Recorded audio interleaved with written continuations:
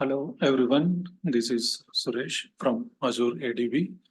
So today our topic is how to create ADF resource in Azure portal and high level overview of ADF. So now we'll go to Azure portal. So for creating ADF resource, there are two ways. So either we can search here with Data Factory and you'll find here Data Factory, or you can go for data factories. You click on data factories and here create option is there, and one more option we have here, create data factory. So you can click on any one of these. So currently I'm clicking here, create data factory. So first one is basics and we have multiple tabs. So in first one, basics, see first I need to select subscription. So I have already created subscription is it, Azure subscription one. Next, resource group. So my resource group already created, that is Azure Lib.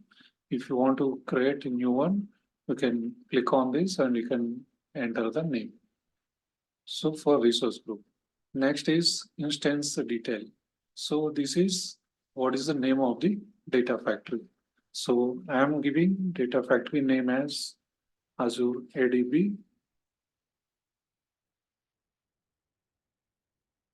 Azure ADB, and region I am selecting default East US, or you can select anyone if you want to select Central India or Canada if you are based at Canada. So you can select. So always better to select near to your location. So I am selecting East US and version we have V1 and V2. So latest version is V2. So you can select V2. So data factory version. So now I filled all the details. Next, we have to go for Git configuration. So you can directly click on here or you can press on this next button. See, by default, it is checked with Git config later. Suppose if you want to config Git now, just uncheck this button. Then you will have two options. Either you can link your ADF to Azure DevOps or GitHub. Suppose few companies, they will use for CI/CD purpose, they will use Azure DevOps. In that case, you can select Azure DevOps. If your company using GitHub, then you can select GitHub. So for time being, I'm checking this option like configure Git later.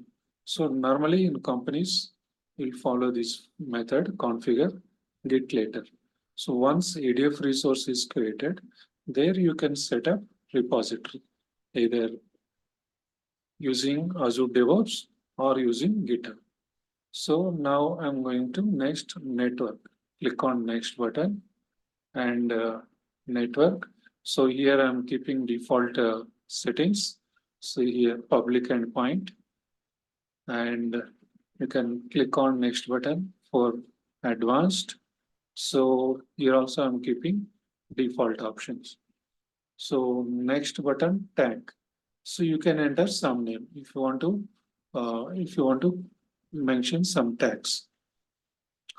So I'm keeping default. So if you want to enter some value, name and value, that is fine. That is up to you.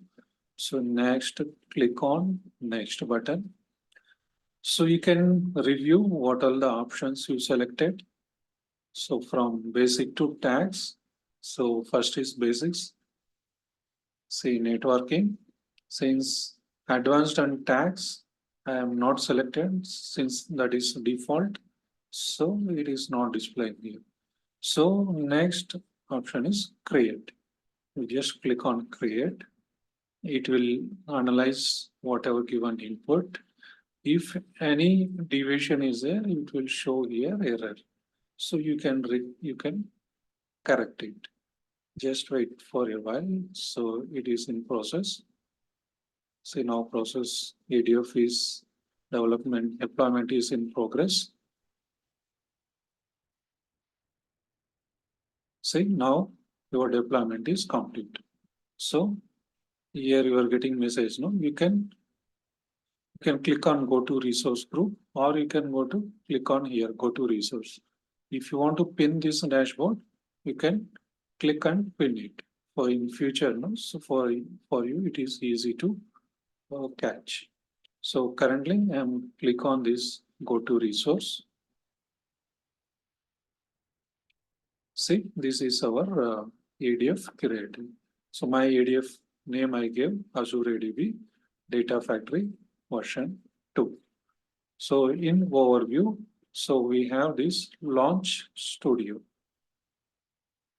So you click on this launch studio, your ADF portal will open. So meanwhile, I will show you second way of searching. So first time I searched here, typing data factory. There is one more option. You can click on create resource button, and you can give here name ADF. So you select ADF and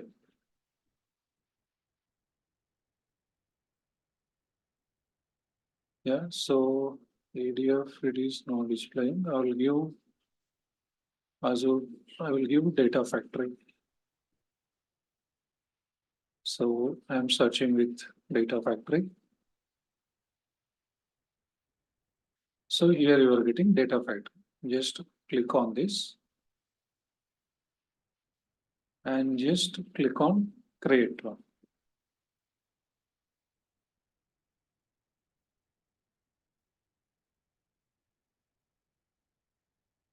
So again, it's starting same page.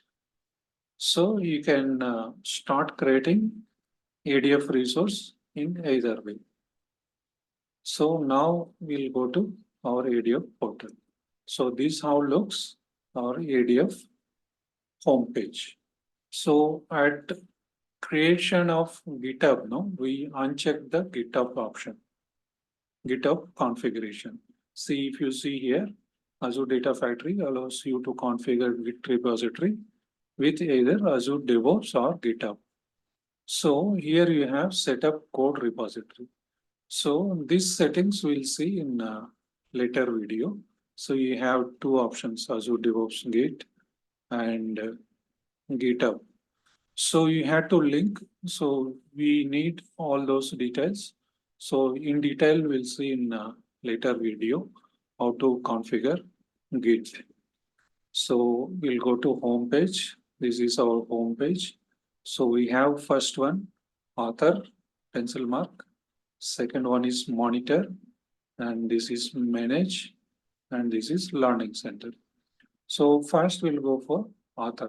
If you click on author, see you can see here data factory and set up code repository. So here I show now how to set up code repository. So you can do here also set up code repository. So there are two ways. Either you can do here or you can configure there. And there is one more option. If you see in these tabs, you will find manage tab. In manage tab under source control, you have Git configuration. And here configure is there. So this is third way. So you can do either of the ways. So now total we have three ways. So you can follow either of the method for linking the GitHub. So we'll see high level in author tab what are the options available. So this we'll see we have to data factory and set up code repository. So validate all and publish all we'll see later.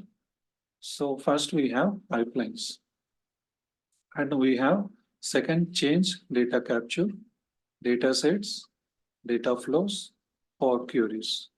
See in pipelines, suppose we want to create any new pipeline. See you just click on new pipeline and new window will open and you can give your name here, pipeline name, Once you give your name, you can search with activities.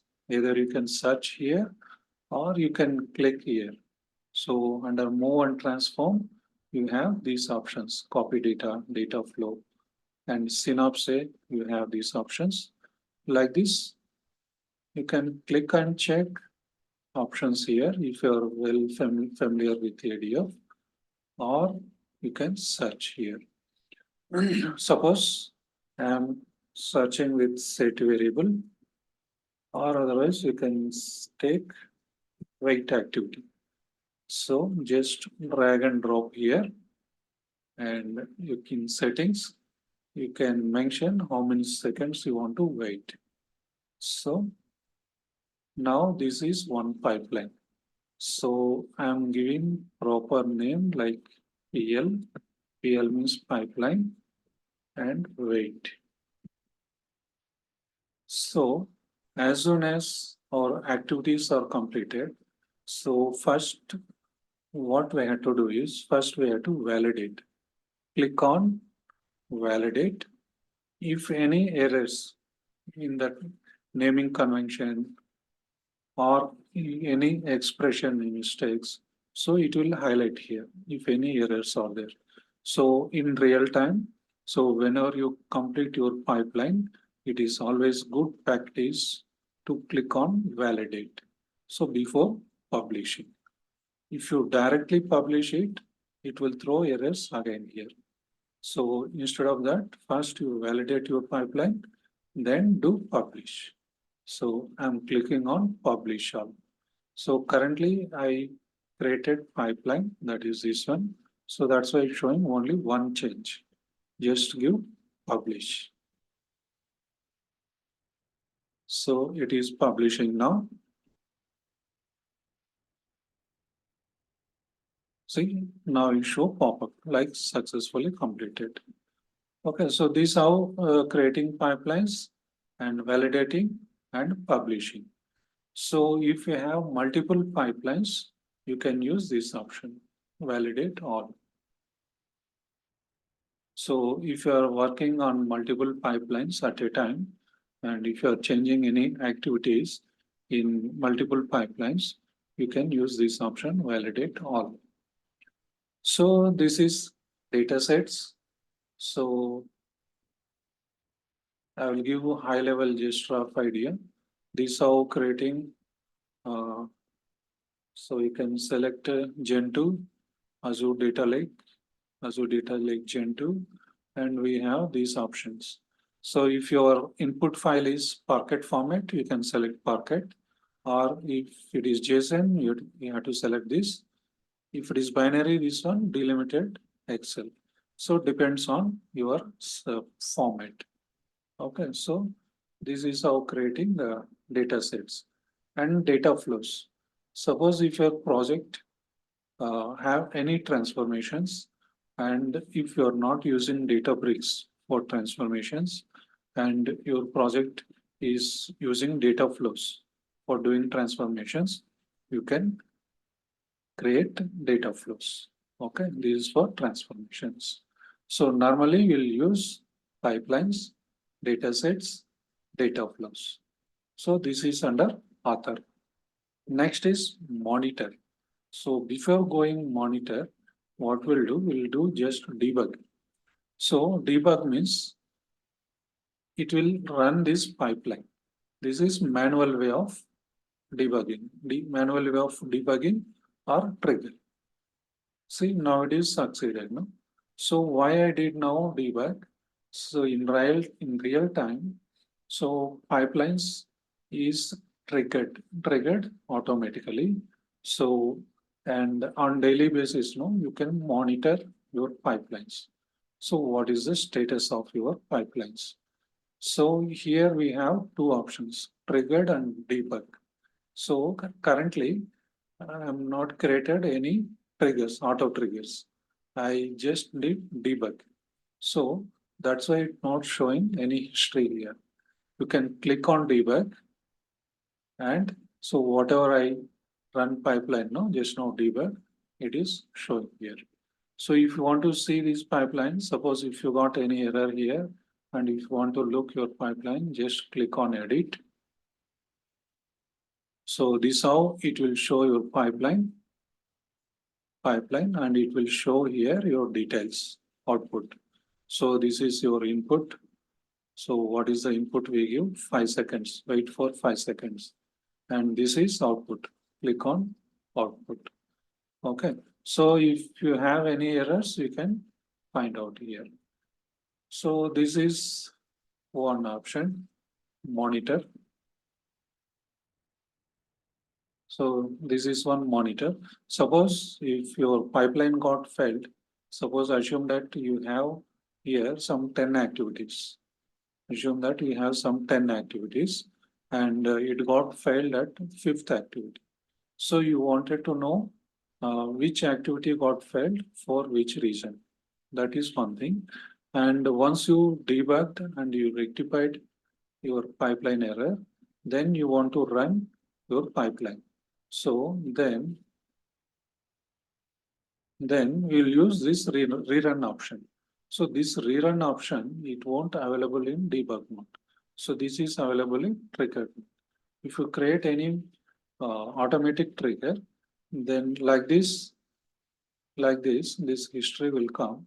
You can click on that pipeline and here you will get some 3 options. So you can rerun the pipeline. So this is about monitoring the pipelines. And if you want to check integration runtimes, you can check here. So for your project, how many integration runtimes are created and what type of integration runtime it is created. So currently it is auto resolve, but in real time, we'll create manual Azure IR and self-hosted integration runtime. So those all integration types you can see here in real-time projects. And the second one is alerts and metrics. So this will use for getting the email alerts.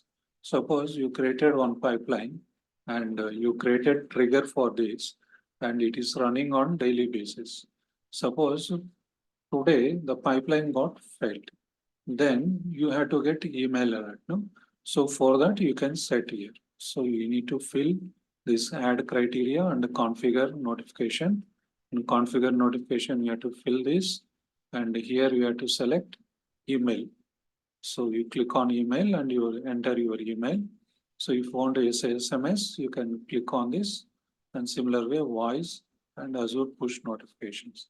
So there are different methods. So if you create this notification, no, here it will get add, here it will get add, and whenever pipeline fails, you will get email notification. So there are 2 ways you can do. So you can create email alert for success and failure also. So this is about monitor tab. Next comes to manage tab. In manage tabs, you can create linked service. So from here you can create new linked service, or if you already created linked service, here it will list down all the linked service and you can check what all the linked services it is created. And you have integration runtimes also. See here also you can monitor integration runtimes. And initially we discussed about Git configuration. So this is Git configuration. You can configure here. Next is ARM template. This ARM template will use in real time. Assume that in real time, you'll be having different environments. One is development, second is EAT environment, third is production. So first, developers will work in dev environment. Once your pipeline is done, completed, and you did your manual testing, everything, now you want to move to EAT environment. So how you will move your pipeline code with all your pipeline parameters, global parameters, everything. So that time you'll use this export ARM template. So it will generate one JSON file that we have to upload in DevOps. Okay, so that's how we will use ARM template. So this is for CI/CD purpose, moving one environment to other environment. So next is triggers. So triggers here in real-time projects, here it will list down all the triggers. So if if suppose in your company, single ADF is using for multiple projects. Okay, so then suppose your company using some 3 projects using same ADF, then all 3 projects related triggers, it will appear here. Okay, so those details you can see. Next one is global parameters. So these global parameters, you can create it while creating new time, or if in real time, you can see all your global parameters here. So this is one thing, and this is managed private endpoints. So in real time now, so this will be active. So whenever you will create private endpoints, see, while creating ADF, we have 2 options, public endpoint and private endpoints. So I created public endpoint, but in real time, if you want to access storage account through ADF, so we'll create one private endpoints. Private endpoints to access ADF, our storage account. So developer will create private endpoint, then it will approve by your team, then it will appear here, all your private endpoints. Okay, so this is how on high level ADF. So you will get notifications. So whenever your activities or pipelines completed, so whether success or failure, you will get notifications here. So similarly, updates also. So you will get all updates. So this is about ADF on high level. So if you really like this video, please thumbs up and subscribe the channel. Thank you.